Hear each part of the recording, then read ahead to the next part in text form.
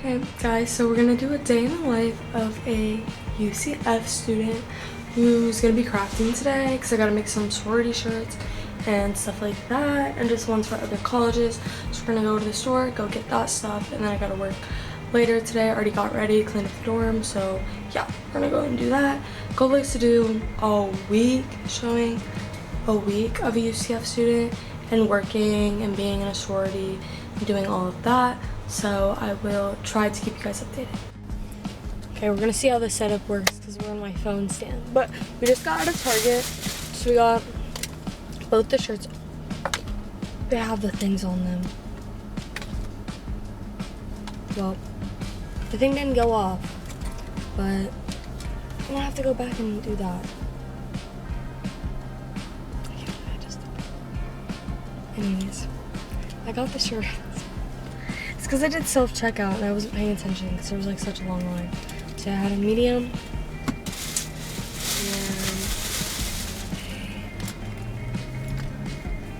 a small. I wonder like if I could take it to a different Target. Because tomorrow my church is by a Target. So that would be so much easier. But so I just went to Target, got the shirts. Now I have to go to Walmart, get a hoodie, and then get some vinyl to put on it.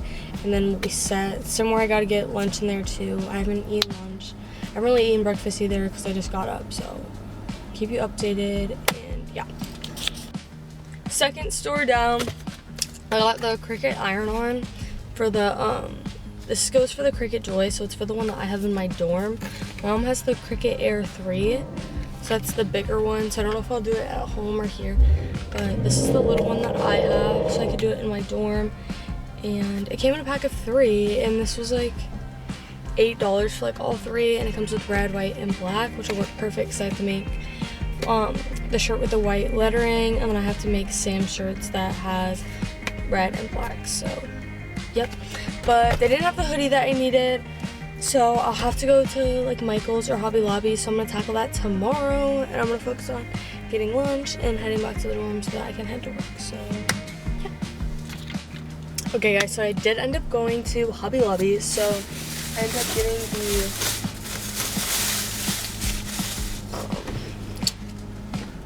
got a gray sweatshirt. She asked for a hoodie, but I told her it was available, and I was like, I don't know if you want a sweatshirt or a different color. So I haven't heard anything back, so I got that, kept the receipt just in case if she does specifically want the gray hoodie, like whatever. But we didn't really talk about if she wanted a sweatshirt or a hoodie. So I'm gonna go see on that. Then I went and got lunch, got Jimmy John's, it was great. I got a turkey tom number 4. So that was good. Finally got lunch. Now I'm heading back to campus. Got all my errands done, and then I'm just gonna chill before I gotta get ready for work at like 3-ish to like head over there. So yeah. Hey guys, so just got back to the dorm. Been crafting a little bit. So I'm gonna show you guys the setup and then what I made and all of that. So I made this shirt, and she said to just make whatever I want. She's like, I trust you, trust in your design. So she sent me this design, and she was like, she sent me like something similar to this, and she sent it as inspiration. So I made that, and then this is the setup that we have. So this is gonna be the Cricut Joy Maker, and that's what I've been using. And it opens up like that. There you go, and then you just insert in the vinyl, and then it cuts it all for you. And then I use Cricut Design Space to design all the designs, and I use inspiration off Pinterest and stuff like that, or like whatever people send me. So I just do that, slide in the vinyl, and then I get all the designs. And I have an iron here. Okay, so here's the rest of the materials that I use. Just keep it all in the box to keep it all together. And so this is the pack that I just got. So in a previous clip, so it had red, white, and black in it. We only used white for right now. Red will be for a different design that I'm using for the same order. And then this is going to be used to weed it and to get all the negative space that we're not going to use in it. I use that. And then this is the iron that I use. It's really nice for being in a college dorm. It's really easy, really compact. So I use that, and then it has 3 different levels of heat. I always use the highest one, and then this protects the bottom of it. So that's been really nice. And I have all these other colors. A lot of them are just regular vinyl, which on t-shirt you gotta have iron on. So, but these are the rest of the supplies that I have. And that is the setup of how I do my designs. Hey guys, so just got back to campus. It is 3:35 a.m. I did not update like I was planning to because just been go per usual. So I got off work 8ish, a little bit earlier than 8, and then we headed over to Cowboys. So just got back from that. 3:35, church at 9 a.m. So my goal is to be on time. I've been late the past couple weeks and I've not been very proud of that. So my goal tomorrow is to be on time, get some sleep, go to sleep, and get ready for church tomorrow. And then we got a packed day tomorrow, just of getting stuff done in chapter and like the last chapter and all of that. So I will update you guys tomorrow when I'm going to church and everything. I have no idea if you guys can see me because it's really dark in here, but I really don't want to turn on my lights because I'm trying to go to sleep and that is going to wake me up. But I'm going to read over 12 through 14 and I'm going to go over what I learned about it and tell you guys about it. So it says, "And the priest shall take one of the male lambs and offer it for the guilt offering, along with a log of oil, and wave them for a wave offering before the Lord. He shall kill the lamb in the place where they killed the sin offering, and the burnt offering in the place of the sanctuary. For guilt offering, like the sin offering, belongs to the priest. It is most holy. The priest shall take some of the blood of the guilt offering, and the priest shall put it on the lobe of the right ear of him who is to be cleansed, and on the right hand, and on the big toe of his right foot." So what was interesting about it, was the meat belonged to the priest, not the leper. So that's a big thing about it. And then just as the blood was put on the leper, it was the same way for the consecration of the priest. They both had a special calling and anointment, and that is the representation of why they both have this done to them. It is declaring the radical change in their life as they are born new and following Christ. And the ear is so that you are hearing God first. The thumb is his hands for God's will, and then the foot and the toe is to follow God's path. So I thought it was really interesting, and it's really interesting in Leviticus especially.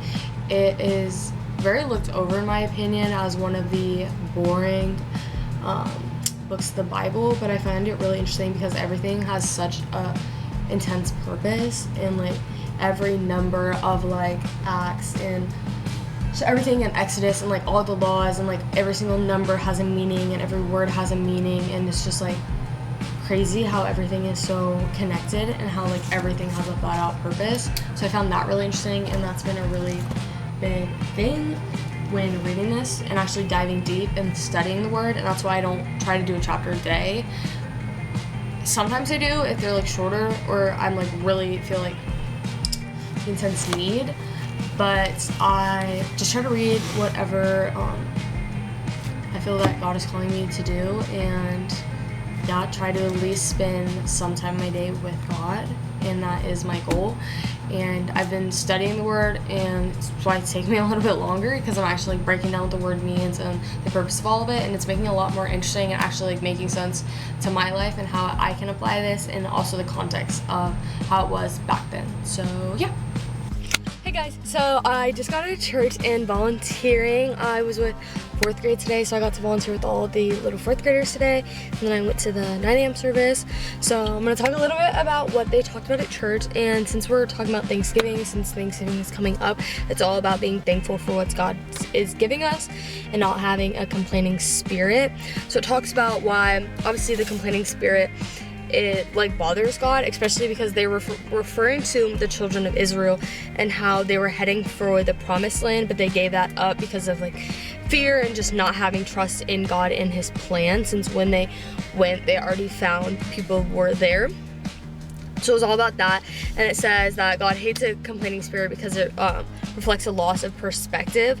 Like from their perspective, all they were thinking about is like, oh, there's people in this land, like God is setting us out here to die, when like if you like just look back on what God already did, like he literally parted the Red Sea for them, like drowned all the Egyptians, like did all of that for them, but their perspective was only focused on the fault of what the situation they were in at that time. So that's one of it. It says a lack of faith. They didn't have faith that God would pull through in the end and still like have them available in the promised land. And then it says dissatisfactions with God's care. So they didn't like how they were being treated by God. They thought God wanted to kill them out in the desert and out in the, like, I think, like the wilderness, like, not like wilderness, but like they weren't in the promised land. So then they went back out. So yeah, they thought that God was just trying to kill them there. And then it says disappointment with God's goodness. Still the same thing. Like they all weren't pleased with how God was taking care of things, and they had more pride in themselves. And then they were just like complaining to God and testing God. And then they all eventually died. And nobody made it to the promised land. So yeah. And then it talks about how we deal with the complaining spirit, because obviously complaining is a really hard thing to do. Like complaining is a very hard and difficult thing to do, because obviously we get upset, maybe things don't go our way, any of that, and it's really hard to not sit there and want to complain about something. Like even when we wake up in the morning, have to wake up too early, anything like that, like all of it is a complaining spirit, and we're not supposed to have a complaining spirit. That is just as much of a sin as sexual immorality and all the other things like that. So it says, first we confess it as a sin, and then we remember the truth. So remember what God has done for us previously, and remember who God is. God is good, God is loving, and he cannot be separate from that, because God is that. So remember that, and then renew your perspective. So remembering what God did, remember how he is, remembering his character, and then living by faith, trusting in God's plan, trusting his plan in the end is all going to work out, in that just because we don't understand, it is not on our own understanding, but it's God's. So that is how we deal with that. And then the big idea is God is always on Thanksgiving. God is always loving, God is always caring, and God is always giving so much to us. But we need to have the perspective to see that every day. And then one of the practices that he talks about, our pastor, he said he wakes up every day and writes out things that he's thankful for from the day before, which I think is so smart, because even he was like, everyone might not be in the same point in life. Like some people might be really thankful this Thanksgiving, but other people might not be as grateful because they just don't have something to look forward to, or they're just in a really hard time. So writing out things that we can be thankful for, good things that have been happening, we can remember God's character when things aren't as good.